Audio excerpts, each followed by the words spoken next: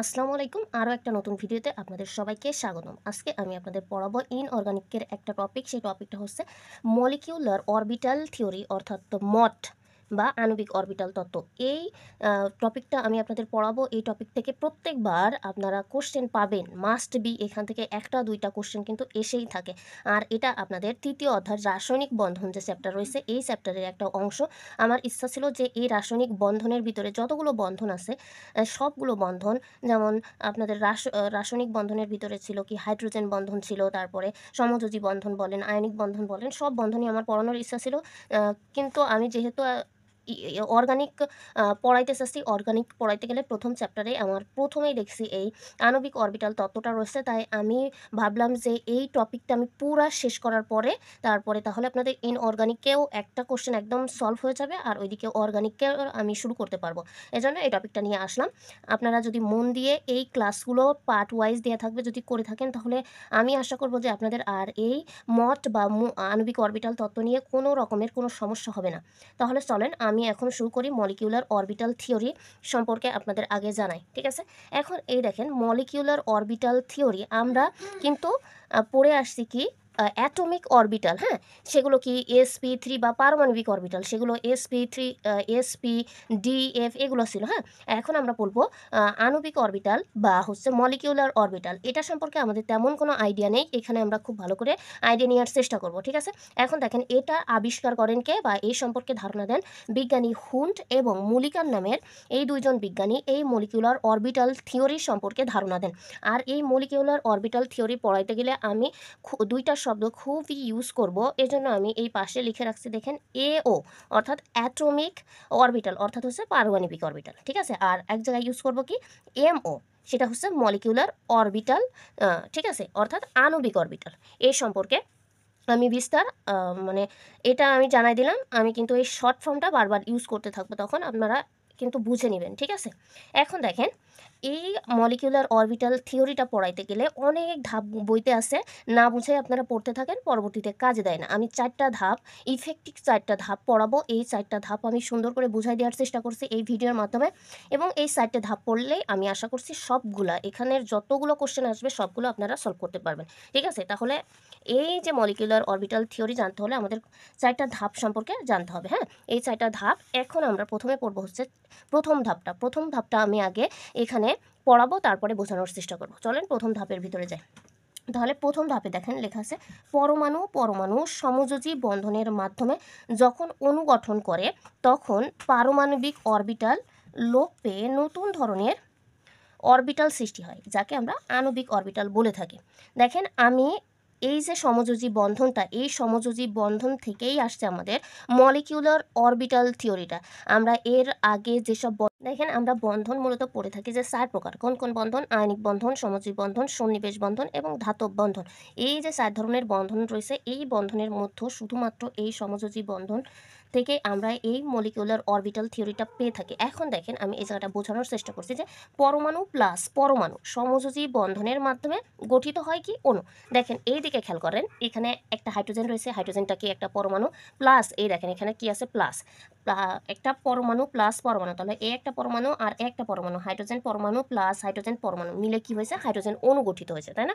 এই অণু যখন গঠিত হলো, এদের ভিতরে কোন বন্ধন গঠিত হয়েছে দেখেন তো, এই হাইড্রোজেন এবং হাইড্রোজেন দুইটাই কি অধাতু ছিল, এদের ভিতরে যে বন্ধনটা এটা হচ্ছে সমযোজী বন্ধন, তাই না? এটা কি বন্ধন? সমযোজী বন্ধন। তাই বলা হচ্ছে যে পরমাণু প্লাস পরমাণু সমযোজী বন্ধনের মাধ্যমে যখন অণু গঠন করছে, যখন এই অণুটা গঠন করছে, তখন পারমাণবিক অরবিটাল লোপ পায়। তখন কি হবে, আমাদের পারমাণবিক অরবিটাল কি ছিল, এস ছিল, এখানে অন এস ছিল, এখানেও অন এস ছিল। এই অন এস কি হয়ে যায়, লোপ পেয়ে একটা নতুন ধরনের অরবিটাল তৈরি হয়। সেই নতুন অরবিটালটিকে বলা হচ্ছে আণবিক অরবিটাল বা মলিকিউলার অরবিটাল। সেক্ষেত্রে দেখেন, এখানে আমি যদি বলি পরমাণু প্লাস পরমাণু, সেক্ষেত্রে দেখেন হিলিয়াম একটা পরমাণু প্লাস এই একটা হিলিয়াম পরমাণু, এরা দুইটা মিলে কি করছে, হিলিয়াম অণু গঠন করছে। এই হিলিয়াম অণুর মধ্যে দেখেন এখানে এরা কি সমযোজী বন্ধন গঠন করছে, ঠিক আছে? এই সমযোজী বন্ধন গঠন করার ফলে এখানে যে কি ছিল, এখানে 2s ছিল না। দেখেন আপনারা যদি খেয়াল করেন যে এখানে কি হবে, হিলিয়াম হচ্ছে 2, তাহলে কি হবে, 1s2 হবে, এখানে হবে কি 1s2। এই যে এই দুটা একত্রিত হওয়ার পরে এদের যে পারমাণবিক অরবিটালটা এটা কি হয়ে যাবে, একটু লোপ পেয়ে যাবে, অর্থাৎ বিকৃত হয়ে যাবে। যাওয়ার পরে একটা নতুন ধরনের অরবিটাল তৈরি হবে, সেই নতুন ধরনের অরবিটালটাকেই আমরা বলে থাকি কি মলিকিউলার অরবিটাল। ঠিক আছে, তাহলে এই জায়গাটা আশা করি বুঝছেন। এখন এটাও আপনারা বলতে পারেন যে হচ্ছে অক্সিজেন এবং অক্সিজেন পরমাণু মিলে একটা অক্সিজেন অণু গঠন করছে, আর এই অক্সিজেন এবং অক্সিজেন যে পরমাণু রয়েছে এদের ভিতরে কিন্তু ডাবল বন্ধন হয়ে থাকে। ঠিক আছে, এখন এটা আপনারা বুঝলেন। এখন দেখেন আমরা পারমাণবিক অরবিটাল বলতে কি বুঝি এবং আণবিক অরবিটাল বলতে কি বুঝি। ঠিক আছে, দেখেন পারমাণবিক অরবিটালটা আমরা ছোটোবেলায় থেকেই পড়ে আসছি যে অরবিটাল কি এস, পি, ডি এবং এফ, এগুলো হচ্ছে পারমাণবিক অরবিটাল। আমরা যখন ইলেকট্রন বিন্যাস করছি তখন কিন্তু আমরা এটা ইউজ করছিলাম, তাই না? প্রত্যেকটা পরমাণুর ইলেকট্রন বিন্যাস যখন করছি তখন আমরা এই অরবিটালগুলো ইউজ করছি। এখন দেখুন আণবিক অরবিটালগুলো কি, আণবিক অরবিটালগুলো সম্পর্কে এখন আমি অত বিস্তারিত ধারণা দিচ্ছি না, কিন্তু আপনারা জেনে রাখেন এখানে আমাদের ইউজ হবে কি সিগমা এবং পাই, যেটা আমরা কখন ইউজ করি, আমরা বলি সিগমা বন্ধন গঠিত হয়েছে, পাই বন্ধন গঠিত হয়েছে।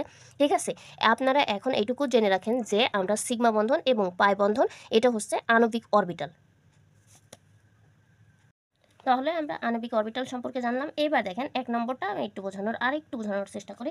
দেখেন এখানে যদি আমরা হাইড্রোজেন অণু নিয়ে কথা বলি, যেহেতু অণুরই আমাদের আণবিক অরবিটাল নিয়ে কাজ করতে হবে, অর্থাৎ শুধুমাত্র অণুরই কিন্তু আণবিক অরবিটাল হবে, পরমাণুর কিন্তু আণবিক অরবিটাল হবে না। ঠিক আছে, তাহলে আমাদের একটা অণু ছিল কি, মনে করেন একটা অণু আছে আমাদের হাইড্রোজেন অণু।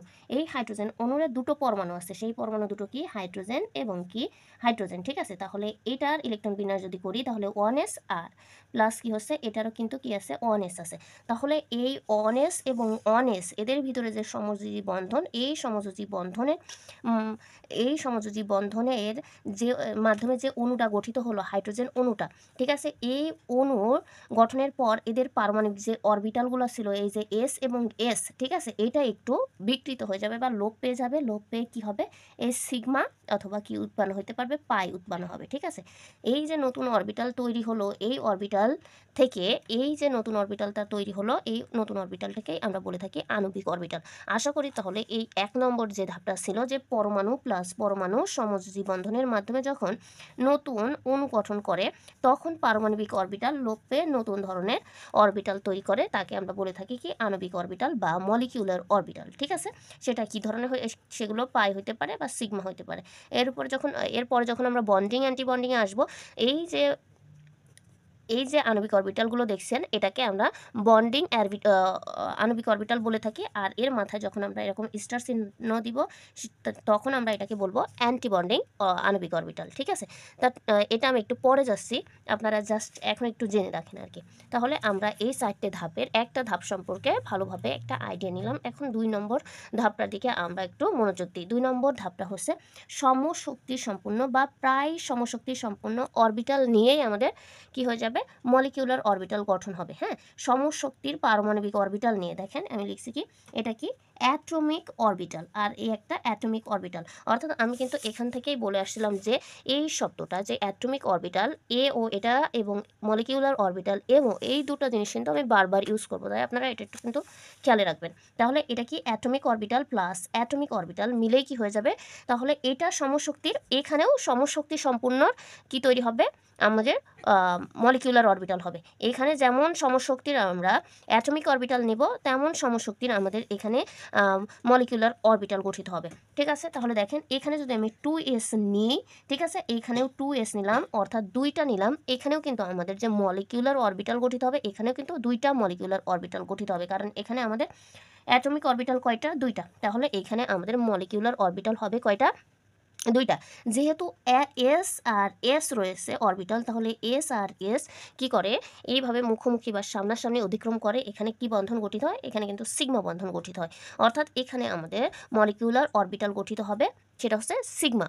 ঠিক আছে, তাহলে আমাদের সমশক্তি সম্পূর্ণ এবং প্রায় সমশক্তি সম্পূর্ণ অরবিটাল বলতে এখানে যদি আমরা 2s নিই, এখানেও 2s নিয়ে আমাদের কি, যদি পারমাণবিক অরবিটাল দুইটাই সমান হয় তাহলে এখানে কিন্তু মলিকিউলার অরবিটাল গঠন করা সম্ভব, আর যদি না হয় তাহলে কিন্তু মলিকিউলার অরবিটাল গঠন করবে না। অর্থাৎ যদি আমি এখানে অ্যাটমিক অরবিটাল 2s নিই, আবার এখানে যদি আমি অ্যাটমিক অরবিটালটা 3s নিই, তাহলে কিন্তু আমাদের এখানে মলিকিউলার অরবিটাল গঠন করবে না।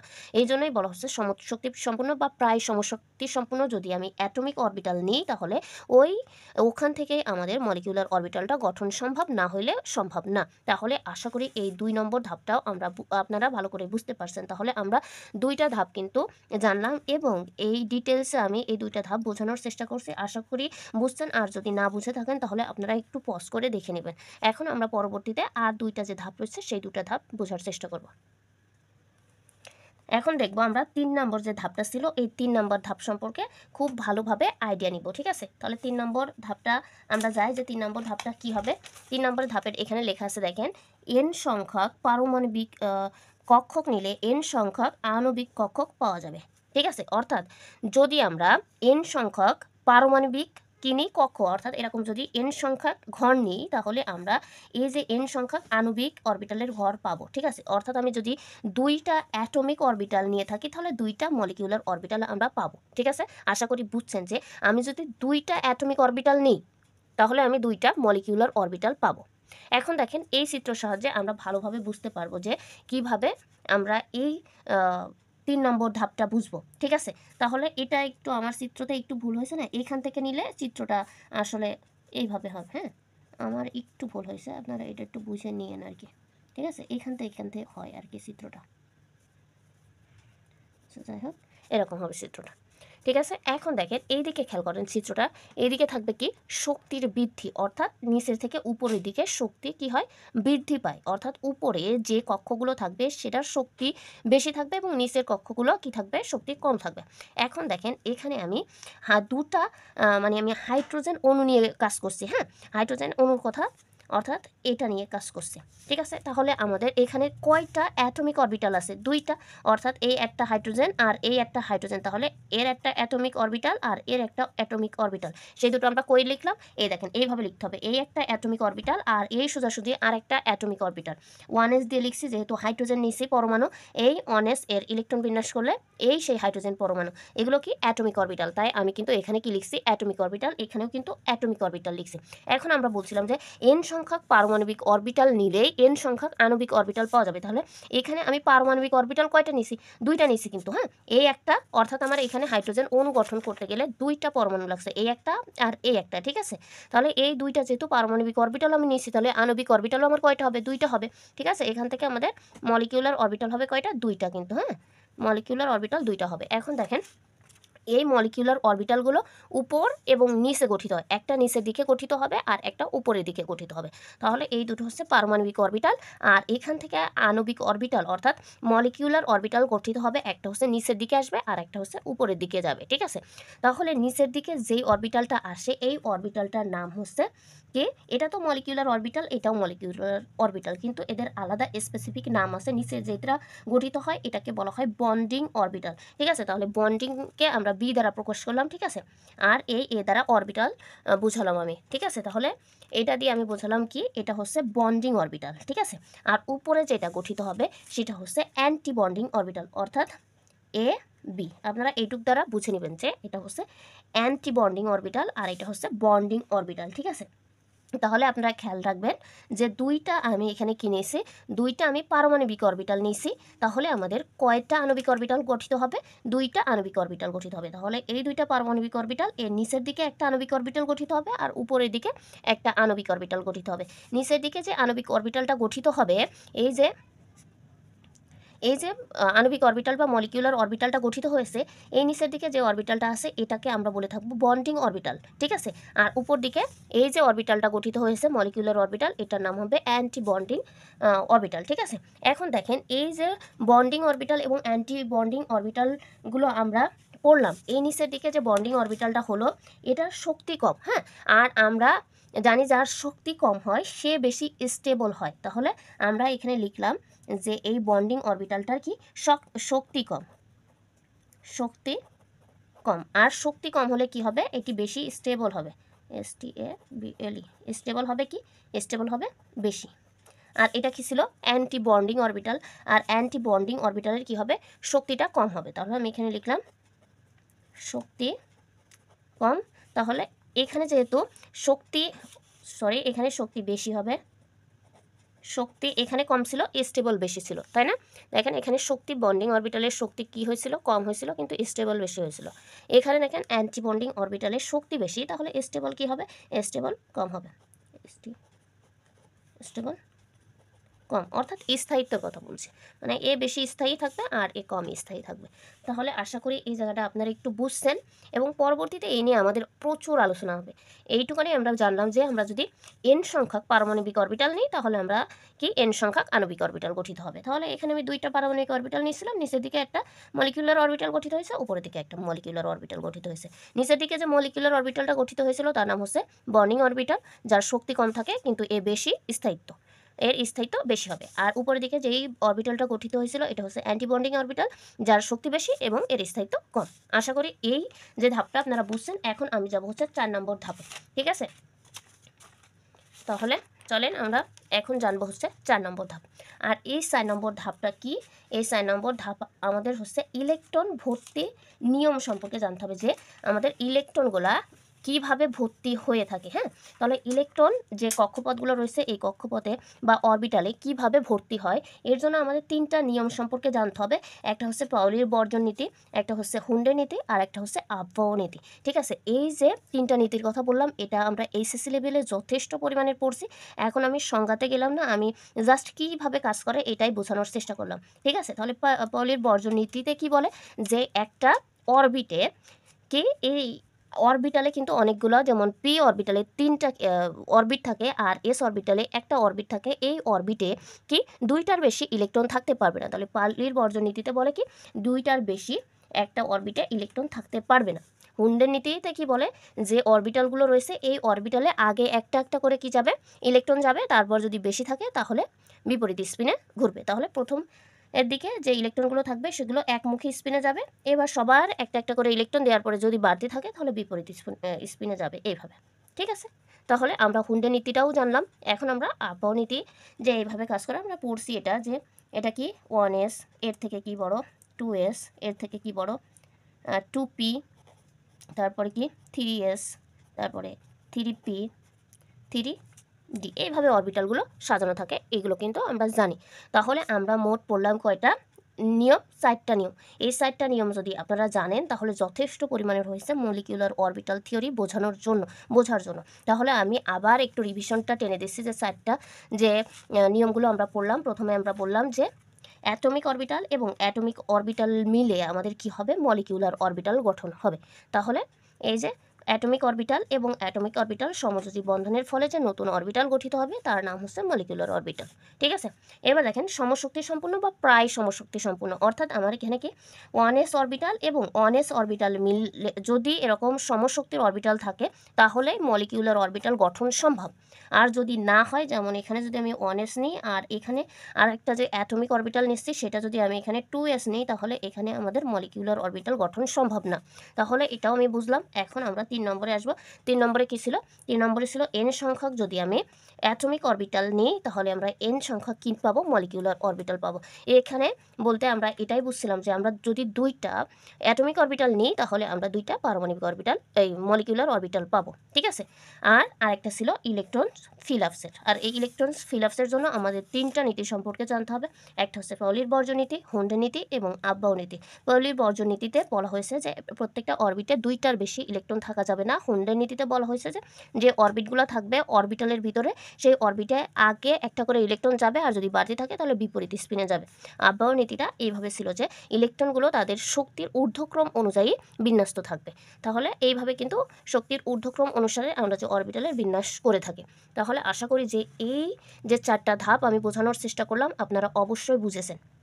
ঠিক আছে, তাহলে আপনারা এই ভিডিওটা যদি ভালো লাগে আর ইউটিউব চ্যানেল থেকে যদি ভিডিওটা দেখেন তাহলে অবশ্যই বিএসসি কেমিস্ট্রি প্লাস ইউটিউব চ্যানেলটা সাবস্ক্রাইব করে আমার পাশে থাকবেন। দেখেন আমরা যে শক্তির বৃদ্ধির চিত্রটা দেখছিলাম, সেই শক্তির বৃদ্ধির চিত্রটার দিকে আমাদের আর একটু লক্ষ্য করতে হবে। এখানে আরেকটু কিছু আমার বলার আছে, সেটা একটু বলতে চাই। কিন্তু এই যে চিত্রটা আঁকাইছে, এই চিত্রটা আমার একটু আঁকার সময় ভুল হয়েছে, আমি এতটা খেয়াল করে আঁকাইনি। এই চিত্রটা আপনারা একটু, যেহেতু আমি লিখে রেখে ফেলাইছি এই জন্য আমি এটা বাদ দিতে পারছি না। দেখেন এই চিত্রটা আপনারা এইভাবে আঁকাবেন তাহলে সবচাইতে বেশি ভালো হবে। যে দেখেন এই যে যদি আপনারা এইভাবে আণবিক অরবিটালগুলো নেন, ঠিক আছে, এইভাবে নিলে এই পাশ থেকে এই যে এই জায়গা থেকে কিন্তু আপনারা এই যে মলিকিউলার অরবিটালগুলো দিবেন। হ্যাঁ, আমার কিন্তু একটু ভুল হয়েছে, যে এইভাবে এই উপরের দিকে দিবেন। আমি কিন্তু দেখেন আমি কিন্তু এই যে একদম মাছ উপর থেকে দিয়ে ফেলছি, কিন্তু উপর থেকে কিন্তু হবে না, এই যে পাশ থেকে হবে। হ্যাঁ, এটা আপনারা একটু দিয়ে নেন, আমার একটু ভুল হয়েছে আর কি। ঠিক আছে, তাহলে এইভাবে কিন্তু চিত্রটা আঁকবেন আর কি। সেক্ষেত্রে যদি চিত্রটা এটা হয়ে থাকে তাহলে আমাদের এইটাই যদি আমি বলে থাকি আপনাদের, দেখেন এই চিত্রটাই যদি হয় তাহলে আমরা কিন্তু এর আগে জেনে এসেছি যে এই দিকে হবে কি শক্তির বৃদ্ধি। এখানে আমরা লিখতে পারবো কি, এখানে আমরা লিখবো এইভাবে যে শক্তির বৃদ্ধি, শক্তির বৃদ্ধি। ঠিক আছে, এই উপরের দিকে শক্তির বৃদ্ধি হবে আর নিচের দিকে শক্তি কম হবে। ঠিক আছে, এখন আমরা পড়ছিলাম কি, যে আমরা যদি এন সংখ্যক পারমাণবিক অরবিটাল নিই তাহলে এন সংখ্যক মলিকিউলার অরবিটাল নেব। তাহলে এটা যদি আমাদের হাইড্রোজেন অণু হয়ে থাকে তাহলে এই একটা হাইড্রোজেন, এই একটা হাইড্রোজেন, তাহলে আমি পারমাণবিক অরবিটাল নিলাম কয়টা, দুইটা। ঠিক আছে, তাহলে এটাও 1s, এটাও কি 1s। ঠিক আছে, তাহলে এই আমাদের দুইটা পারমাণবিক অরবিটাল নিলে দুইটা মলিকিউলার অরবিটাল গঠিত হবে। তাহলে এই মলিকিউলার অরবিটাল কিভাবে গঠিত হয়, একটা নিচের দিকে গঠিত হয় আর একটা কোন দিকে গঠিত হয়, একটা হচ্ছে উপরের দিকে গঠিত হয়। আর এই নিচের দিকে যে মলিকিউলার অরবিটাল, এটা তাহলে আমাদের এটা কি অ্যাটমিক অরবিটাল। ঠিক আছে, এটাও কি অরবিটাল, এটাও অ্যাটমিক অরবিটাল, আর গঠিত হয়েছে কি এটা মলিকিউলার অরবিটাল। এটাও কি হবে, এটাও মলিকিউলার অরবিটাল গঠিত হলো। ঠিক আছে, আর এই মলিকিউলার অরবিটাল নিচের দিকে যেটা গঠিত হলো এটার নাম আমরা বলছিলাম যে এটাকে বলি আমরা হচ্ছে বন্ডিং অরবিটাল। কি বি এ দ্বারা বোঝাই কি আমরা বন্ডিং অরবিটাল, বন্ডিং অরবিটাল।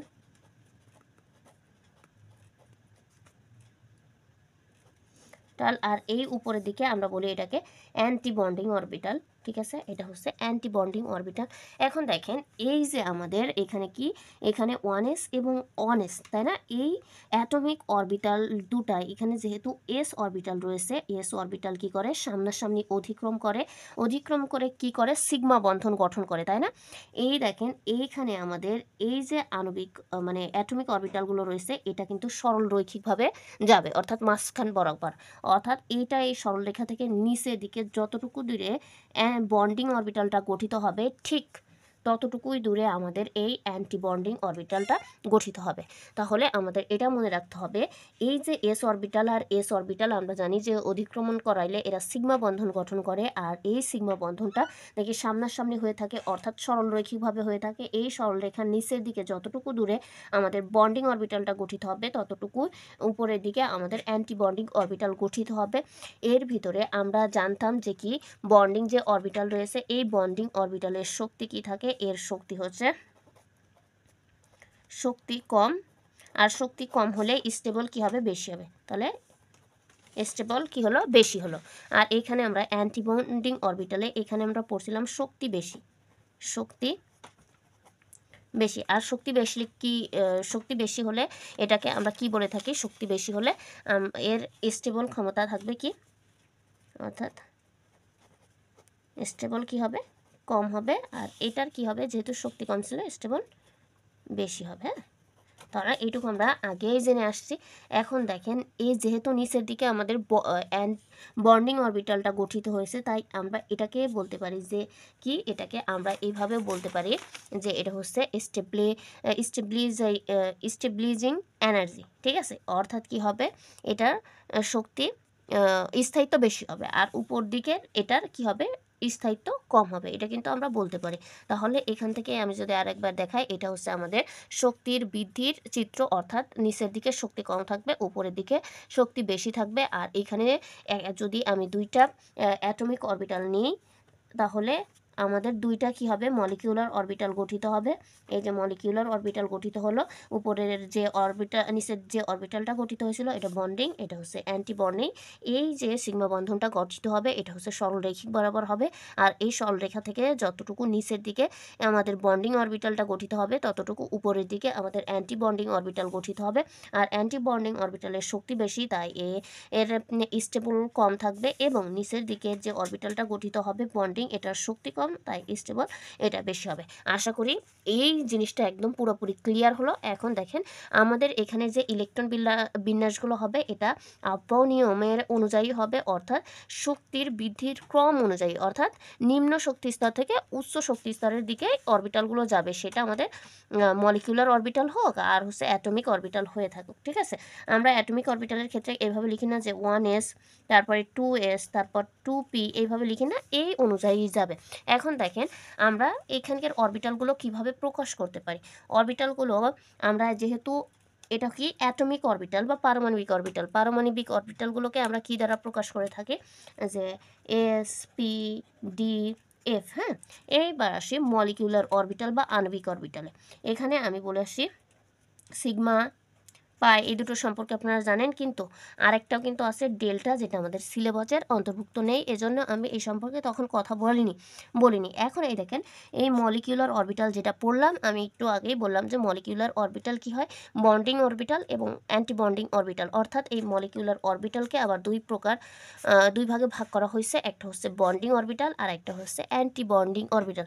এখন দেখেন এই বন্ডিং অরবিটালটা কিভাবে লেখা হয় এবং অ্যান্টি বন্ডিং অরবিটালটাকে কিভাবে লেখা হয়। আমরা মলিকিউলার অরবিটাল বলতে এই তিনটাকেই বুঝে থাকি। এখন দেখেন বন্ডিং অরবিটাল নিচে যেটা থাকবে সেটাকে আমরা নর্মালি এভাবে সিগমা, পাই এবং ডেল এইভাবে লিখতে পারি। আর অ্যান্টি বন্ডিংয়ের ক্ষেত্রে এই যেইগুলো লিখলাম এটার উপরে একটা করে স্টার দিয়ে দেবো, তাহলেই আমাদের অ্যান্টি বন্ডিং অরবিটাল হয়ে যাবে।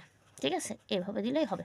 কিন্তু এর সাথে আরেকটা জিনিস মনে রাখতে হবে, যেহেতু আমরা যে অ্যাটমিক অরবিটালগুলো নিলাম, মনে করেন এখানে আমরা হাইড্রোজেন নিয়েছিলাম, এখানে 1s ছিল, এখানেও কি 1s ছিল, এই যে 1s অর্থাৎ অ্যাটমিক যে অরবিটালগুলো, এই অ্যাটমিক অরবিটালগুলো আমাদের এই মলিকিউলার অরবিটালের নিচে ওই যে সাবস্ক্রিপ্ট হিসাবে ব্যবহার হয়ে যাবে, অর্থাৎ নিচে এই সিগমার পরে নিচের দিকে আমরা এইভাবে লিখতে পারি যে সিগমা 1s। হ্যাঁ, বা এখানে আমরা লিখতে পারি পাই 2s। এইভাবে কিন্তু আমাদের যে অ্যাটমিক অরবিটালগুলো থাকবে এই অ্যাটমিক অরবিটালগুলো এইভাবে লিখে দিতে হবে সাবস্ক্রিপ্ট হিসাবে। ঠিক আছে, এইবার দেখেন এই জিনিসটা কিন্তু আমাদের খুব ভালো করে মাথায় রাখতে হবে, যে আমরা যে বন্ডিং অরবিটাল এবং অ্যান্টি বন্ডিং অরবিটাল লিখি না কেন, সেখানে আমাদের এই অ্যাটমিক অরবিটালে যেভাবে ছিল, অর্থাৎ সেটা 1s 2s 2p যাই হোক না কেন, এটা আমাদের এর নিচে লিখে দিতে হবে। তাহলেই কিন্তু আমরা bonding orbital, anti bonding orbital অর্থাৎ পুরোপুরি মলিকিউলার অরবিটালটা এভাবেই লিখে থাকি। ঠিক আছে, তাহলে আশা করছি যে এই জায়গাটা আপনারা ভালো করে বুঝছেন। এবার আমরা পরবর্তী পেজের দিকে যাই, যে পরবর্তীতে আমরা আগেই জেনে এসেছি যে আমরা যে কয়টা মলিকিউলার অরবিটাল নেব, অ্যাটমিক অরবিটাল নিব, সে কয়টায় আমরা মলিকিউলার অরবিটাল গঠিত হবে। ঠিক আছে, তাহলে এখানে দেখেন, এখানে আমি অ্যাটমিক অরবিটাল নিয়েছিলাম দুইটা, এখানে মলিকিউলার অরবিটাল হয়েছে কয়টা, দুইটা।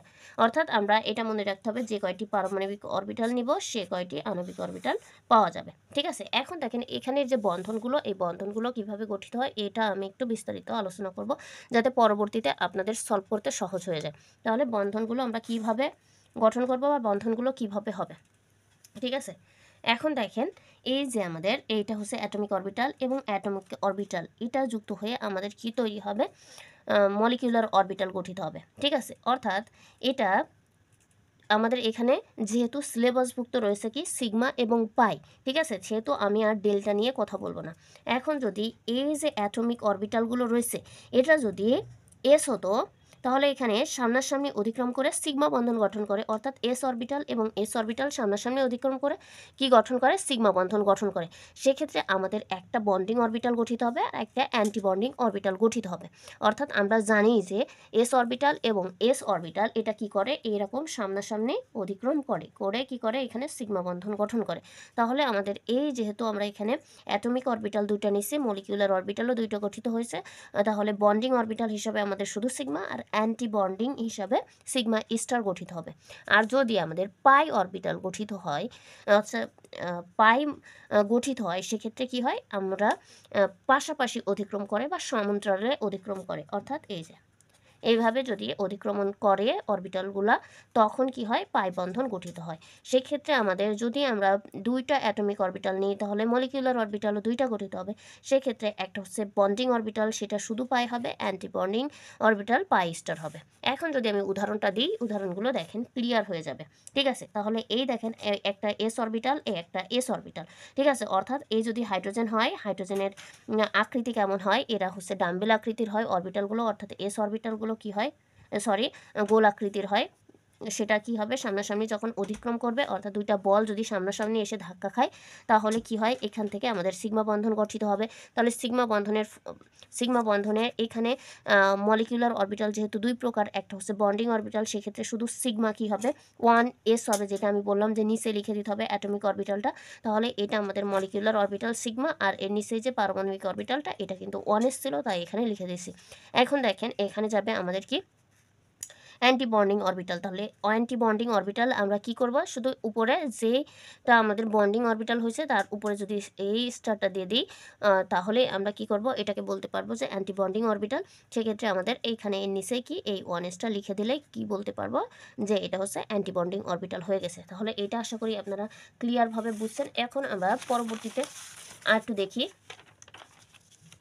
দেখেন এবার আমরা এতক্ষণ যেহেতু 1s দ্বারা বুঝলাম, এখন আমরা 2s 2p দ্বারাও বুঝতে হবে, না হলে আমাদের সলভ করতে কিন্তু কষ্ট হয়ে যাবে। ঠিক আছে, তাহলে এই 2s, এই হচ্ছে 2s, এখানেও কি হবে, সিগমা বন্ধন গঠিত হবে। এস কি হবে, অতিক্রম করে সিগমা বন্ধন গঠন করবে। ঠিক আছে, তাহলে সিগমা বন্ধন যদি গঠন করে তাহলে আমাদের প্রথমে বন্ডিং অরবিটাল গঠন করবে নিচের দিকে, তারপরে উপর দিকে অ্যান্টি বন্ডিং অরবিটাল গঠন করবে। তাহলে এইটা, এই যে সিগমা বন্ধন, এই সিগমা বন্ধন এর নিচে কি চলে আসবে, 2s চলে আসবে। তাহলেই কি হয়ে গেল, বন্ডিং অরবিটাল হয়ে গেল। এখন অ্যান্টি বন্ডিং নিতে হলে আমাদের উপরে কি হবে, সিগমা স্টার হবে, এর নিচে কি হয়ে যাবে, এই 2sটা চলে আসবে। তাহলে এইটাও অ্যান্টি বন্ডিং হয়ে গেল। তাহলে বন্ডিং অ্যান্টি বন্ডিং, এই 2s আমরা জানতে পারলাম। এখন আসবে আমাদের 2p নিয়ে। আমরা জানি এস যে অরবিটাল রয়েছে, এদের অরবিট হচ্ছে একটা করে। ঠিক আছে, এবং পিতে অরবিট কয়টা থাকে, তিনটা থাকে। হ্যাঁ, px py এবং pz। তাহলে যেহেতু আমাদের দুইটা পি অরবিটাল নিতে হবে, সেহেতু একটা হচ্ছে এই যে 2p নিলাম, 2pতে যেহেতু তিনটা অরবিট থাকে তাহলে এই তিনটা অরবিট নিলাম। একটা হচ্ছে px py এবং pz। ঠিক আছে, আরও একটা নিতে হবে। সেক্ষেত্রে আমাদের এটা খেয়াল রাখতে হবে, আধুনিক যে অরবিটাল মতবাদ আছে এই মতবাদটার দিকে খেয়াল করতে হবে। দেখেন আধুনিক যে অরবিটাল মতবাদ রয়েছে, এটা হচ্ছে বিজ্ঞানীরা বলছে যে তারা প্রমাণ করে দেখছে যে আমাদের যে প্রথম যে অরবিটালটা দেওয়া থাকবে পি অরবিটালের, ঠিক আছে, অর্থাৎ পিএক্স পিওয়াই এবং পিজেড, পরবর্তী যে অরবিটালটা দিতে হয় সেটা কি করে দিতে হয়, উল্টা দিতে হয়। একটা যদি আমি মনে করেন প্রথমে এস অরবিটালের কথাই যদি আমি বলি, তাহলে এই এস অরবিটাল যদি এই পাশে যেহেতু একটা একটা অরবিট ছিল, সেহেতু উল্টা দিলেও যা, হ্যাঁ, সোজা দিলেও তাই। হ্যাঁ, সেই এস অরবিটালটা অরবিটটা কি হয়ে যাবে, সামনাসামনিই হয়ে যাচ্ছে। কিন্তু এখানে তো অরবিট তিনটা আছে। এখন যেটা শেষ হবে, অর্থাৎ জেড এইখানে গিয়ে শেষ হয়েছে, এখান থেকে শুরু হয়েছিল। এখন এটা যদি আমি উল্টো করে পরের পি অরবিটালটা দিই তাহলে দেখবেন জেড অরবিটালটা কিন্তু এই পাশে চলে আসছে, শুরুতে চলে আসছে। প্রথমে শুরু করছিলাম পি অরবিটালটা কি দিয়ে, যে পিএক্স পিওয়াই এবং পিজেড, কিন্তু আধুনিক অরবিটাল মতবাদ অনুসারে এই যে পি জেডটা শেষ হয়েছে এই পাশে, কিন্তু ওই পাশে যে পি অরবিটালটা দিতে যাব সেক্ষেত্রে জেডটা আগে শুরু হবে। ঠিক আছে, তাহলে এই পি জেড দিয়ে শুরু করলাম, পি ওয়াই দিয়ে শুরু করলাম, পি এক্স দিয়ে আমরা শেষ করলাম। তাহলে এটা কিন্তু বিজ্ঞানীরা টেস্ট করে দেখছে যে অরবিটালগুলো এইভাবেই বসাতে হবে। ঠিক আছে, তাহলে আমরা প্রথমটা যদি পি এক্স দ্বারা শুরু করি, পরেরটা কি দ্বারা, পি এক্স দ্বারা শুরু করলে শেষ হবে পি জেড দ্বারা, কিন্তু পরবর্তী পি অরবিটালটা শুরু করবো আমরা পি জেড দ্বারা, শেষ হবে পি এক্স দ্বারা। ঠিক আছে, এখন দেখেন এইটা আর এইটা কি হচ্ছে, এই অরবিটাল আর এই অরবিটালটা সামনাসামনি অতিক্রম হয়ে যাচ্ছে। সেক্ষেত্রে এখানে কি উৎপন্ন হবে, এখানে কিন্তু সিগমা বন্ধন উৎপন্ন হবে। আর সিগমা বন্ধন উৎপন্ন হইলে এখানে কিন্তু বন্ডিং অ্যান্টি বন্ডিংয়ের ক্ষেত্রে সিগমা হবে আর সিগমা স্টার হবে। ঠিক আছে, তাহলে এই জায়গা দেখলে আপনারা বুঝতে পারবেন। আর বাকিগুলো দেখেন, এটা কিন্তু সামনাসামনি হচ্ছে, আর এই যে ওয়াইটা দেখলেন, এই ওয়াই আর এই দেখেন এই ওয়াই কি হয়ে যাবে, এটা কিন্তু এইভাবে পাশাপাশি হয়ে যাবে। হ্যাঁ, সেক্ষেত্রে এক্সের ক্ষেত্রেও কিন্তু ওই একই জিনিস হবে, এটাও কি হবে, এটার সাথে পাশাপাশি হবে, এটা কিন্তু আর সামনাসামনি হতে পারবে না। তাহলে পাই বন্ধন কিন্তু এইভাবে হবে। আশা করি আপনারা এই সিগমা বন্ধন পাই বন্ধন সম্পর্কে জানেন। যেহেতু সংকরায়ন, এটা আমি সংকরায়ন যখন পড়াবো তখন আমি আরও ডিটেলসে আলোচনা করব। আপনারা যেহেতু এসএসসি লেভেলে সংকরায়নটা খুব ভালো করে পড়ে আসছেন আমি ধরে নিলাম, কারণ সংকরায়ন না পড়ে কেউ এসএসসি দেয় না, এজন্যে আমি বললাম যে সংকরায়ন সম্পর্কে আপনারা জানেন। এরপরেও আমি সংকরায়ন সম্পর্কে ডিটেলসে আলোচনা করব। সিগমা বন্ধন পাই বন্ধন আপনারা সবাই বোঝেন, আমি এটা ধরে নিলাম আর কি। ঠিক আছে, তাহলে এই যে জেড আর জেড কি হলো, সিগমা বন্ধন হলো, আর এখানে যে পিএক্স এবং পিওয়াইগুলো ছিল এদের ভিতরে পাই বন্ধন গঠিত হলো। তাহলে এই যদি আমার যে অরবিটগুলো থাকতো, তাহলে এই জেড অরবিটাল যেটা আমরা সবুজ কালিতে দেখাইছি, এটা কি হয়েছে, সামনাসামনি অতিক্রম করছে, তাই সিগমা বন্ধন গঠিত হবে, আর এইগুলো পাই বন্ধন গঠিত হবে। ঠিক আছে, তাহলে দেখেন আমি এখানে দেখানোর চেষ্টা করছি 2pz 2pz। ঠিক আছে, এই 2pz আর 2pz কি বন্ধন গঠন করছে, এখানে সিগমা বন্ধন গঠন করছে সামনাসামনি অতিক্রম করে। তাহলে এই সিগমা বন্ধন নিচে কি হবে, 2pz এবং 2pz। ঠিক আছে, এখানে এটা ছিল বন্ডিং, আর এই সিগমা স্টার হচ্ছে অ্যান্টি বন্ডিং। সেক্ষেত্রে আমি যদি আরও যাই, তাহলে এই 2px এবং 2px এখানে কি ছিল, এখানে ছিল 2px আর এখানে ছিল 2px। তাহলে এদের ভিতরে কি পাই বন্ধন গঠিত হয়েছে, অর্থাৎ এটা পাশাপাশি বা সমান্তরালে অতিক্রম করছে, তাই এখানে কি বন্ধন উৎপন্ন হয়েছে, পাই বন্ধন উৎপন্ন হয়েছে। বন্ডিং হিসাবে শুধু পাই হবে, এর নিচে 2pz চলে যাবে, এবং অ্যান্টি বন্ডিং হিসাবে পাই স্টার হবে, এর নিচে কি যাবে, এর নিচে হবে 2pxই হবে। এখন যদি আমি 2py দিয়ে যাই, তাহলে ওই সেম এরা কি হয়ে যাবে, সামনাসামনি না পাশাপাশি অতিক্রম হবে বা সমান্তরালে অতিক্রম হবে। সেক্ষেত্রে একটা বন্ডিং অরবিটাল গঠিত করবে, আর একটা হচ্ছে অ্যান্টি বন্ডিং অরবিটাল গঠন করবে। সেক্ষেত্রে বন্ডিং অরবিটালে শুধু হবে পাই 2py, এবং অ্যান্টি বন্ডিং হিসাবে কি যাবে, পাই স্টার 2py। আশা করি এই পর্যন্ত আপনারা খুব ভালোভাবে বুঝছেন। এখন দেখেন, শক্তির যদি পার্থক্য হয়ে যায়, অর্থাৎ আমরা একটু আগে যে জানলাম যে এখানে কিন্তু শক্তির পার্থক্য ছিল না, এখানে 2pz ছিল, এখানে 2pz ছিল, তাই আমাদের মলিকুলার অরবিটাল গঠিত হয়েছিল। এখানে 2px ছিল, 2px ছিল, একই রকম অরবিটাল ছিল, তাই এখানে কিন্তু মলিকুলার অরবিটাল গঠিত হয়েছিল। এখানেও সেই সেম। কিন্তু এরকম যদি হয়, শক্তির পার্থক্য যদি হয় যে 1s রয়েছে, এখানে 2p দিলাম, তাহলে শক্তি কিন্তু এক হয় নাই। এখানে কি আছে, s আছে, এখানে আবার p আছে, শক্তি কিন্তু একরকম হলো না। শক্তির পার্থক্য যদি এরকম হয়, তাহলে মলিকুলার অরবিটাল দিবে না। এখন আমাদের আরেকটু জানতে হবে, সেটা হচ্ছে হোমো নিউক্লিয়ার দ্বিপরমাণু অণু সম্পর্কে আমাদের জানতে হবে। আমরা জানি যে হোমো মানে এক, আর নিউক্লিয়ার যাদের নিউক্লিয়াস একই রকম, হ্যাঁ, এবং দ্বিপরমাণুক অণু হবে। অর্থাৎ আমি যদি আপনাদের বলি এইভাবে যে হাইড্রোজেন অণু, এটা কিন্তু কি হোমো নিউক্লিয়ার দ্বিপরমাণুক অণু। এখানে দুটো পরমাণু আছে এবং এদের নিউক্লিয়াস কিন্তু একই রকম, এজন্য একে বলা হচ্ছে হোমো নিউক্লিয়ার কি পরমাণুক অণু। অর্থাৎ হাইড্রোজেন এবং হাইড্রোজেনের মধ্যে কি আছে, সমযোজী বন্ধন আছে। আরও যদি বলতে চাই, আরও বলতে গেলে এখানে নাইট্রোজেন হইতে পারে। ঠিক আছে, যেমন এখানে নাইট্রোজেন এবং নাইট্রোজেনের মধ্যেও কি থাকবে, বন্ধন থাকবে। ঠিক আছে, এরকম বন্ধন থাকবে। তারপরে কি থাকতে পারে, অক্সিজেন থাকতে পারে, হিলিয়াম থাকতে পারে। ঠিক আছে, হিলিয়াম থাকতে পারে।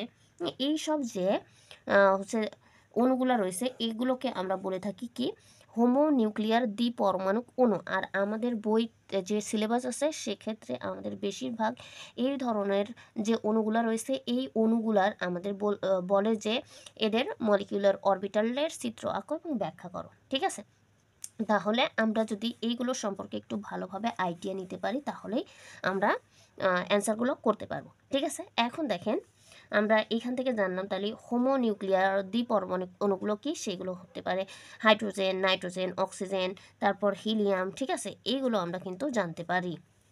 এখন আমরা আণবিক অরবিটালের ক্রম সম্পর্কে জানবো, যে আণবিক অরবিটালের ক্রম কেমন ছিল। তাহলে এই যে পারমাণবিক যে অরবিটালগুলো ছিল, অর্থাৎ অ্যাটমিক অরবিটালগুলো, এইগুলো আমরা জানি যে ছোটোবেলা থেকেই পড়ে আসছি আমরা, যে 1s 2s 2p 3s 3p 3d, এইগুলো সম্পর্কে আমরা জানি যে অ্যাটমিক যে অরবিটালগুলো ছিল, এইগুলার অরবিটালগুলো কিভাবে হয়। কিন্তু আমরা তো নতুন পড়ছি যে আণবিক অরবিটাল বা কি মলিকিউলার অরবিটাল, এই সম্পর্কে আমাদের এখন জানতে হবে যে এই অরবিটালগুলো কিভাবে সজ্জিত থাকে। ঠিক আছে, তাহলে আমরা এখন জানবো এই অরবিটালগুলো কিভাবে এভাবে সজ্জিত থাকে। দেখেন আমরা এখানে পড়ে আসছিলাম যে কি 1s 2s, তাহলে আমরা আপাও নীতি অনুসারে পড়ছিলাম যে শক্তির হচ্ছে ক্রমান্বয়ে বৃদ্ধির দিকে কি যায়, ইলেকট্রনগুলো সেই দিকে প্রবেশ করে। আগে নিম্ন শক্তি স্তর ইলেকট্রনগুলো প্রবেশ করবে, তারপরে উচ্চ শক্তি স্তরে ইলেকট্রনগুলো যাবে। সেক্ষেত্রে 1s ছিল নিম্ন শক্তি স্তর, এই জায়গা পূরণ করে তারপর 2s এর দিকে যাবে। তেমনই আমাদের এখানে যে সিগমাতে আগে ইলেকট্রন প্রবেশ করবে সিগমা 1s এ, তারপরে কি সিগমা 2s এ যাবে, ঠিক আছে, এইভাবে যাবে।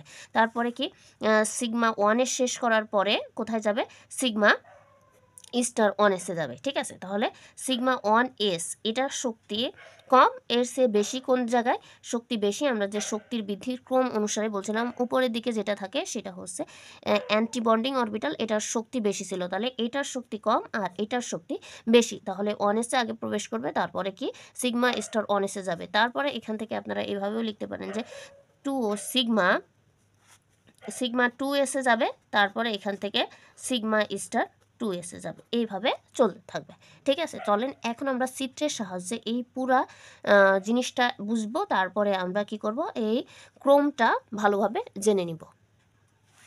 দেখেন এখন যদি আপনারা এইটা ভালো করে বুঝতে পারেন, তাহলে আপনারা এইটা দিয়েই অর্থাৎ এই চিত্র দিয়েই আপনারা 1 থেকে 7 পর্যন্ত যে পরমাণুগুলো রয়েছে, অর্থাৎ হাইড্রোজেন থেকে শুরু করে নাইট্রোজেন পর্যন্ত, অর্থাৎ আমি বলতে পারি যে আপ টু 7 পর্যন্ত যে কি অ্যাটমিক অরবিটালগুলো রয়েছে তার যে মলিকিউলার অরবিটালটা আপনারা তৈরি করতে পারবেন যদি এই চিত্রটা ভালো করে বোঝেন, ঠিক আছে। আমি আমার সাধ্য মতন চেষ্টা করছি বোঝানোর, এবং পরবর্তীতে বাকি যেগুলো আছে 2টা 3টা সেটা আমি আলাদা করে আবার ভিডিও দিব, তারপরে আমি কি করব, উদাহরণগুলো আপনাদের দিয়ে দেব যাতে আপনাদের আর কোনো অসুবিধে না হয়। তাহলে দেখেন আমরা এখন যাই, এই পেজটা আমরা খুব ভালো করে বোঝার চেষ্টা করব। এই 3টা চিত্র দিয়েই কিন্তু আপনারা প্রশ্নগুলো সব সলভ করতে পারবেন, তাহলে মন দিয়ে দেখবেন। প্রথমে আমরা যেটা দেখে আসছি বারবার যে 1s, তারপরে 2s, তারপর 2p, যেগুলো আমি একদম ডিটেলসে বুঝাই আসলাম। এখন আমরা এখান থেকে কি জানবো, যে এই যে আমরা অ্যাটমিক অরবিটালগুলো সম্পর্কে এতক্ষণ জানলাম, এর ক্রমটা কেমন হবে, আব্বাও নীতি অনুসারে ক্রমটা কেমন হবে। তাহলে এই চিত্র বোঝার পরে আমরা ক্রমটা যদি জানতে পারি এবং ওই ক্রমটা যদি বুঝে ফেলতে পারি একবার, তাহলে সবগুলো আমাদের জন্য ইজি হয়ে যাবে সলভ করা। তখন আপনাদের আর এই মলিকিউলার অরবিটাল বা মট নিয়ে আর কোনো সমস্যা থাকবে না, আপনারা বস হয়ে যাইতে পারবেন, ঠিক আছে। তাহলে চলেন আমরা জানি, আমরা এর আগেও জেনে এসেছি, আমরা এটাকে 1s দুটো যদি অ্যাটমিক অরবিটাল নিয়ে থাকি, তাহলে আমাদের কি হবে, দুটো মলিকিউলার অরবিটাল গঠিত হবে এরকম। যেহেতু আমি এখান থেকে মনে করেন হাইড্রোজেন নিলাম, এটা হচ্ছে হাইড্রোজেন, ঠিক আছে। প্রত্যেকটা পরমাণুর কথাই যদি বলেন, যদি নাইট্রোজেনের কথাই বলেন, তাহলে শুরু করতে গেলে আমাদের কি লাগবে, 1s দিয়ে শুরু করতে হবে। সেক্ষেত্রে যাই বলুন না কেন এই 1s কিন্তু আমাদের লাগবেই, হ্যাঁ, যেই পরমাণুই আমরা শুরু করি না কেন 1s আমাদের লাগবে, তাহলে এই চিত্রটা আমাদের লাগবেই কিন্তু, হ্যাঁ। সেক্ষেত্রে আমি শুধুমাত্র এই 1s লিখলাম, হাইড্রোজেন কিন্তু আর লিখছি না, ঠিক আছে। তাহলে এই 1s, ঠিক আছে। তাহলে এখানে কি হয়ে যাবে, একটা করে কি যাবে, ইলেকট্রন যাবে, এখানেও কি একটা ইলেকট্রন যাবে, তাই না চিত্রটা। সেক্ষেত্রে আমাদের এখানে যে মলিকিউলার অরবিটালটা গঠিত হবে, এই মলিকিউলার অরবিটালে দেখেন, এই যে মলিকিউলার অরবিটালে যে আণবিক অরবিটালটা তৈরি হচ্ছে, এই আণবিক অরবিটালে যেহেতু একটা অরবিটালে 2টা ইলেকট্রন কি হবে, 2টা ইলেকট্রন থাকতে পারে, তাই এই মলিকিউলার যে অরবিটালটা তৈরি হয়েছে, এই মলিকিউলার অরবিটালে কি হয়ে যাবে, এটার নাম কি ছিল, এটা ছিল কি বন্ডিং অরবিটাল, অর্থাৎ সিগমা, ঠিক আছে। এই বন্ডিং অরবিটালে ইলেকট্রন দুটো প্রবেশ করে যাবে। আমরা পড়ে আসছি কিন্তু যে একটা অরবিটে 2টা ইলেকট্রন কিন্তু প্রবেশ করতে পারে, সেক্ষেত্রে এই 2টা ইলেকট্রনই কোথায় যাবে, এই সিগমাতে চলে যাবে, অর্থাৎ বন্ডিং অরবিটালে চলে যাবে। আর এই উপরের দিকে কি থাকে, অ্যান্টি বন্ডিং অরবিটাল, হ্যাঁ। এখানে সিগমা কিন্তু 1s হবে, এখানে সিগমা স্টার 1s, তখন কিন্তু সিগমা স্টার 1s খালি থাকবে, অর্থাৎ মলিকিউলার অরবিটালে এই যে 2টা ইলেকট্রন ছিল অ্যাটমিক অরবিটালে, সেই 2টা ইলেকট্রন কিন্তু মলিকিউলার অরবিটালের যে বন্ডিং অরবিটাল, এটা কিন্তু ফিল আপ হয়ে যাবে। আমরা কিন্তু যে ইলেকট্রনের ফিল আপ যে রুলসগুলো পড়ছিলাম, তার ভিতরে কিন্তু আমরা যে পলির বর্জন নীতিতে পড়ছিলাম কিন্তু, যে একটা অরবিটে 2টা ইলেকট্রন থাকতে পারে।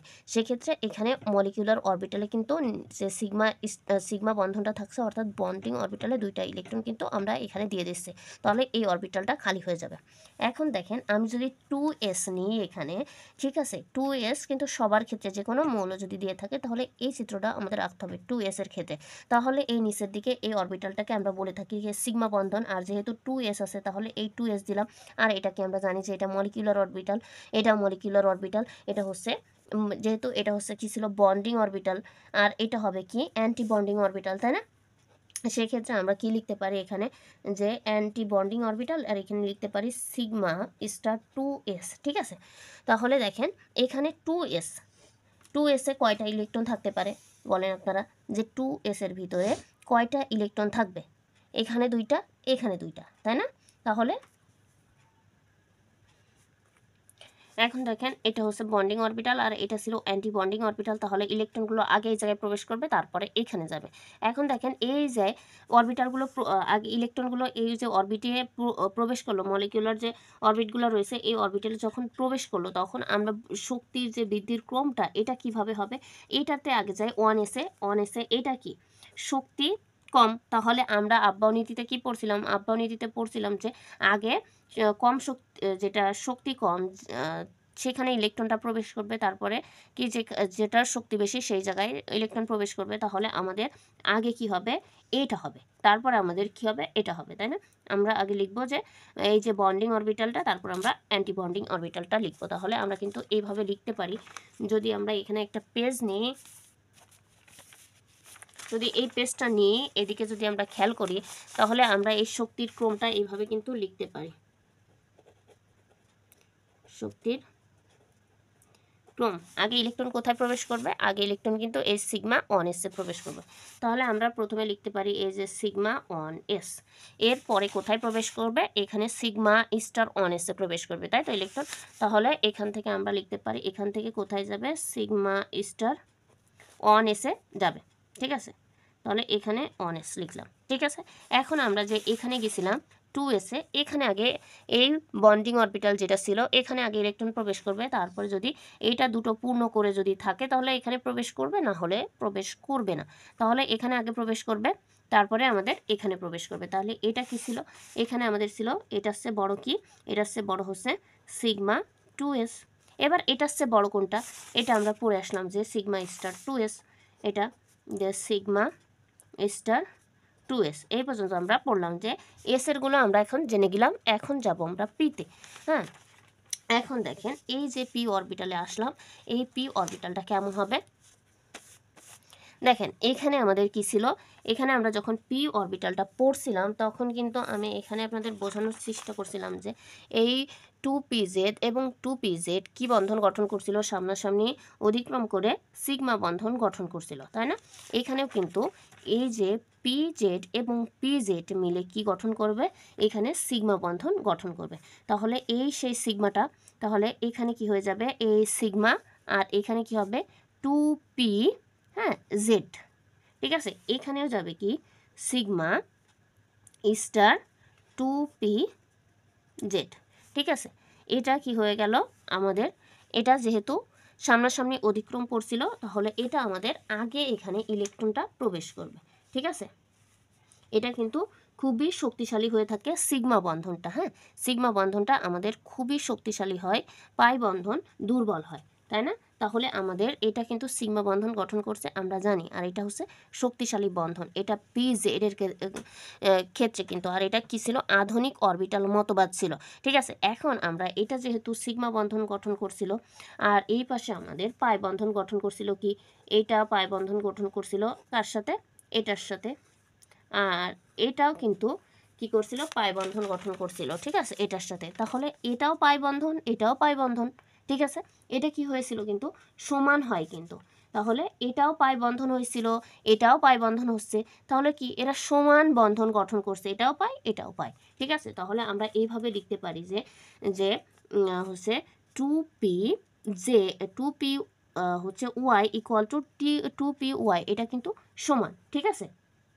তাহলে 2p এক্স আর 2p ওয়াই কিন্তু এখানে সমান বন্ধন গঠন করে। তাহলে আমরা এইভাবে কিন্তু লিখতেই পারি যে, কোথায় লিখছিলাম, এই যে এটার সে আমাদের কি সমান, ছোট কোনটা, আমাদের এখানে স্ট্রং বন্ধন কোনটা ছিল, সিগমা বন্ধনটা বেশি স্ট্রং হবে পিতে, সেহেতু ওইটা স্ট্রং বেশি বলে এটা আমাদের কি উপরের দিকেই কিন্তু বন্ধনটা গঠিত হবে। এই যে উপরের দিকে আগে পি অর্থাৎ পাই বন্ধনটা দুর্বল বেশি, আমরা জানি সিগমা বন্ধনটা স্ট্রং বেশি আর পাই বন্ধনটা দুর্বল বেশি, তাহলে এই যে স্ট্রং বন্ধনটা আমরা পরে লিখব, আর যেহেতু পাই বন্ধনটা দুর্বল সেহেতু পাই বন্ধনটা আগে লিখে নেব। ঠিক আছে, তাহলে আমাদের এখানে ছিল কি 2p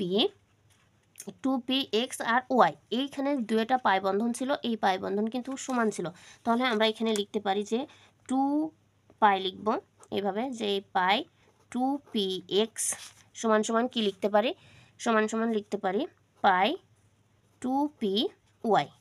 এটা কিন্তু সমান, এরও যে শক্তি এটারও সেই শক্তি। ঠিক আছে, আশা করি এই জায়গাটা আপনারা বুঝছেন। এরপরে আমরা লিখতে পারি যে এর চেয়ে আমাদের শক্তি কম হবে এখানে, তাহলে এটা আমরা এখান থেকে লিখতে পারি যে এটাকে আমরা কি লিখতে পারি, এটা হচ্ছে পি এক্স আর এটা হচ্ছে পি ওয়াই, কি 2p কিন্তু, হ্যাঁ, আর এখানে কি হবে পাই, কিন্তু এগুলো সব পাই। ঠিক আছে, এখানেও আমরা লিখতে পারি যে এটা পাই এক্স অ্যান্টি বন্ডিং, তাই এখানে কিন্তু কি হবে স্টার হবে, হ্যাঁ, আর এখানে আছে পাই 2p ওয়াই, এখানে স্টার হবে, কারণ কি এটা অ্যান্টি বন্ডিং। ঠিক আছে, তাহলে আমরা আগে কি লিখি, এই যে আগে বন্ডিং অরবিটাল লিখি, তারপরে কিন্তু অ্যান্টি বন্ডিং অরবিটালটা লিখি। ঠিক আছে, যেহেতু এখানে দুর্বল কোনটা, দুর্বল হচ্ছে পাই বন্ধন, এখানে সব কিন্তু পাই সিগমা বন্ধন ছিল, হ্যাঁ, তাই আমরা সিগমা বন্ধন আসছিলাম, কিন্তু এখানে পাই বন্ধন কিন্তু সিগমা বন্ধনের চেয়ে কি হয় দুর্বল হয়, তাই এই ক্ষেত্রে আমাদের আগে পাই বন্ধনটা লিখে তারপরে কিন্তু সিগমা বন্ধনে যেতে হবে, এইটা কিন্তু খেয়াল আপনাদের রাখতেই হবে। এখন দেখেন নিচে যেহেতু শক্তি কম থাকে, আপনারা যে শক্তির বৃদ্ধির এটা দেখছেন এখানে কি থাকে নিচের দিকে এটার শক্তি কম থাকে, তাহলে এটার শক্তি সবচাইতে কম ছিল। ঠিক আছে, সেটা আমরা লিখে ফেলছি।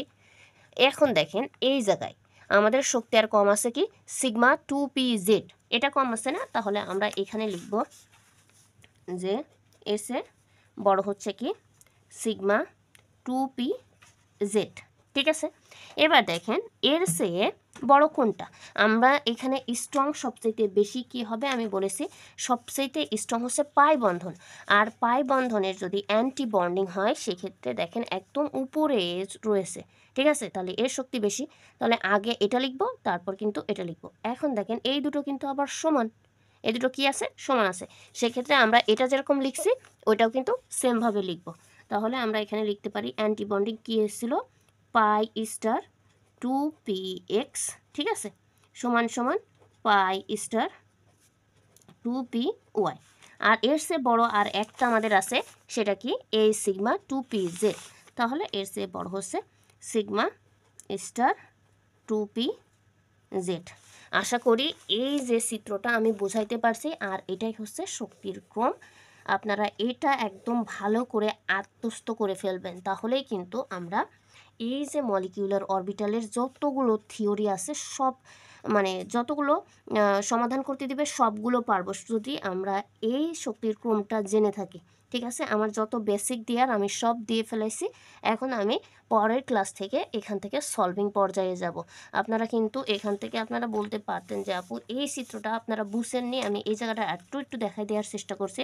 দেখেন এতক্ষণ আমরা যে এসগুলোতে আসছিলাম এরা সবাই কি ছিল সিগমা বন্ধন ছিল, আর আমরা ছোটোবেলার থেকেই পড়ে আসছি যে সিগমা বন্ধন বেশি শক্তিশালী, কারণ কি এরা মুখোমুখি অতিক্রম করে, এরা কি করে এভাবে মুখোমুখি অতিক্রম করে, এদের নিউক্লিয়াসে কানেকশন থাকে, তাই এইখানে যে বন্ধনটা থাকে সিগমা বন্ধন, এই সিগমা বন্ধনটা কিন্তু ভাঙা খুবই কষ্ট হয়ে যায়। কিন্তু আমরা যে পাই বন্ধনগুলো গঠন করি এটা কি হয়, এটা কিন্তু পাশাপাশি বন্ধন গঠন করে, এদের যে নিউক্লিয়াসগুলো কী করে দূরে থাকে, এই দূরে থাকার কারণে এদের প্রতি কিন্তু শক্তি কম থাকে, তাহলে এটা কি হয়ে যায় ছেড়ে দিতে চায়, তাই না, তাহলে এটার শক্তি কিন্তু কম। আমরা আগেই জেনে আসছি যে পাই বন্ধনের শক্তি কম, সিগমা বন্ধনের শক্তি বেশি, যেহেতু এটা নিচের থেকে যাচ্ছে, যেমন 1s 2s আমরা শক্তির যে বৃদ্ধির ক্রমগুলো দেখছি আবহাওয়া নীতিতে, সেক্ষেত্রে কিন্তু ওইভাবেই গেছে যে 1s তারপরে 2s 2p, ঠিক আছে, এইভাবে গেছে না, তাহলে 1s এসে তো সিগমা এইগুলোর শক্তি কম, হ্যাঁ, তারপরে 2s এর শক্তি কম, এখানে সিগমা গেছিলো সেই হিসাবে বসাইছি, কিন্তু এখানে পি আছে, পির আবার 3টা অরবিট আছে, PX, PY এবং PZ। কিন্তু আমরা আধুনিক মতবাদ অনুসারে জানছিলাম যে এইভাবে আমাদের গঠিত হয় যদি আমাদের এই অরবিটগুলো 3টা হয়ে থাকে, 3টা 5টা যাই হোক, ডি অরবিট হলে তো আমাদের এখানে 5টা, ডি অরবিটাল হলে 5টা অরবিট হতো, সেক্ষেত্রে এটা হচ্ছে PX, PY এবং PZ। ঠিক আছে, এরকম হলে আমাদের কি হবে, এটা আমি শুরু করছিলাম PX দিয়ে এই পাশটা, কিন্তু আমাদের এই পাশটা আমাদের উল্টো করে শুরু করতে হবে, যে এই পাশেরটা রয়েছে এটা আমাদের এইভাবে শুরু করতে হবে। কিভাবে, যে এখান থেকে আমাদের যে 3টা অরবিট থাকবে এখানে আমাদের লিখতে হবে যে PZ, PY এবং PX। হ্যাঁ, এইভাবে আমাদের লিখতে হবে। সেক্ষেত্রে দেখেন এই দুটি সামনাসামনি অতিক্রম হয়ে যাচ্ছে, এটা সিগমা বন্ধন গঠিত হচ্ছে। এখন আমরা জানি যে সিগমা বন্ধন কিন্তু শক্তিশালী পাই বন্ধন থেকে, আর এই দুটো পাই বন্ধন গঠিত করছে। সেক্ষেত্রে এই পাই বন্ধন যেহেতু কম শক্তিশালী তাই এটা নিচে চলে আসছে, আর এর চেয়ে সিগমা বন্ধন বেশি শক্তিশালী তাই এটা এসছে উপরে। আর আমরা দেখেন সিগমা এমনিতেই অ্যান্টি বন্ডিংয়ের যে শক্তি এটা একটু বেশি, এই জন্য আরও সিগমার ক্ষেত্রে বেশি, তাহলে সিগমা স্টার কী হয়ে যাবে, উপরের দিকে যাবে। আর পাই বন্ধনের শক্তি যেহেতু কম সেহেতু এর নিচে চলে আসবে। আশা করি আপনারা বুঝছেন, ওই অনুযায়ী আমি শক্তির বৃদ্ধির ক্রমটা কিন্তু দেখাইছি। আপনারা এটা কিন্তু মাথায় রাখবেন, আর এই জায়গাটা 1-2 বার প্র্যাকটিস করে নিলে আপনারা সবগুলো পারবেন আমি আশা করছি।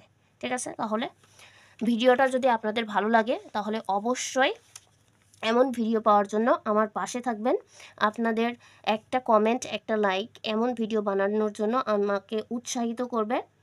আশা করছি আপনারা আমার পাশেই থাকবেন। আর যদি ভিডিওটা ইউটিউব থেকে দেখে থাকেন তাহলে অবশ্যই বিএসসি কেমিস্ট্রি প্লাস ইউটিউব চ্যানেলটা সাবস্ক্রাইব করবেন। আপনাদের সুস্বাস্থ্য কামনা করে আজকের ভিডিও এ পর্যন্তই। আল্লাহ হাফেজ।